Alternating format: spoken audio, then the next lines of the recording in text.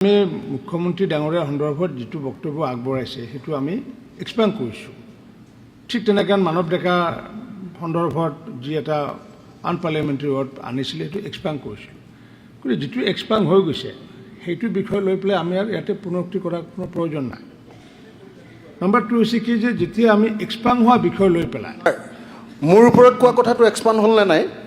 এক মিনিট, তেখেতে যে মোৰ ওপৰত প্ৰথমতে ক'লে যে মই শিৱসাগৰ কিবা বালি চিণ্ডিকেট চলাওঁ, এইটো এক্সপ্লেইন হ'ল নে আছে ছাৰ? আপুনি তেতিয়া কৈছিল নেকি এই কথা? তেখেতে কৈছিলে। আপুনি তেতিয়া কি কৰিলে? আপোনাক যেতিয়া ক'লে যে ভেঙুচালি কৰা বুলি তেতিয়াতো আপুনিতো মোকতো এইটো অপ'জ কৰা নাছিলে।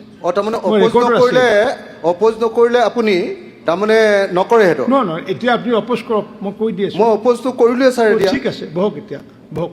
ছাৰ তাৰমানে চৰকাৰী পক্ষৰ কথাবিলাক থাকি যায় ইয়াত, আমাৰ কথাবিলাক উঠি যায়। মই সদনৰ যিহেতু অধ্যক্ষ, মই সকলোৰে অধ্যক্ষ হিচাপে মই আছোঁ। মই এইটোৱে আহ্বান জনাইছোঁ যে এক্সপ্লেইন হোৱা কথা সদনৰ বাহিৰত গৈ পেলাই কোনো মিডিয়াত ক'ব নোৱাৰিব। যিটো শব্দ আমি এক্সপ্লেইন কৰোঁ সেইটো ক'ব নোৱাৰিব আৰু সংবাদ মাধ্যমেও সেই বিষয়টো পৰিৱেশন কৰিব নোৱাৰিব, নহ'লে এইটো আকৌ বিচ্ছ প্ৰিভিলেজ হৈ যাব।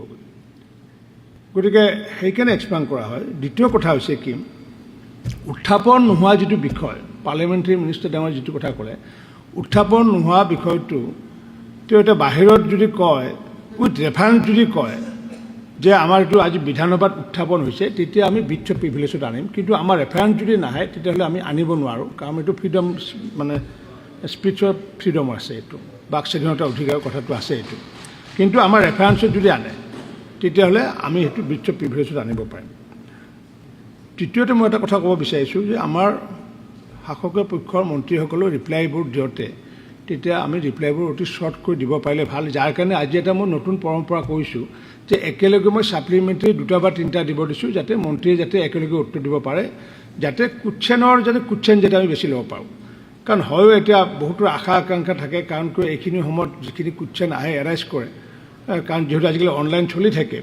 গতিকে সেইকাৰণে কুৱেশ্যন নাম্বাৰটো যাতে বঢ়াব পাৰোঁ তাৰ কাৰণে আমি কি কৰিছোঁ, মানে মন্ত্ৰীয়ে ৰিপ্লাইটো শ্বৰ্ট কৰি দিব লাগে আৰু একেলগে ছাপ্লিমেণ্টাৰী যিখিনি কৰে। এতিয়া মই আজি এনেকুৱা হৈছে, মই উৎপল বৰা ডাঙৰীয়াক মই মানা কৰি দিলোঁ, ভূপেন বৰা ডাঙৰীয়া তেওঁ ছিনিয়ৰ মেম্বাৰ, এতিয়া তেখেত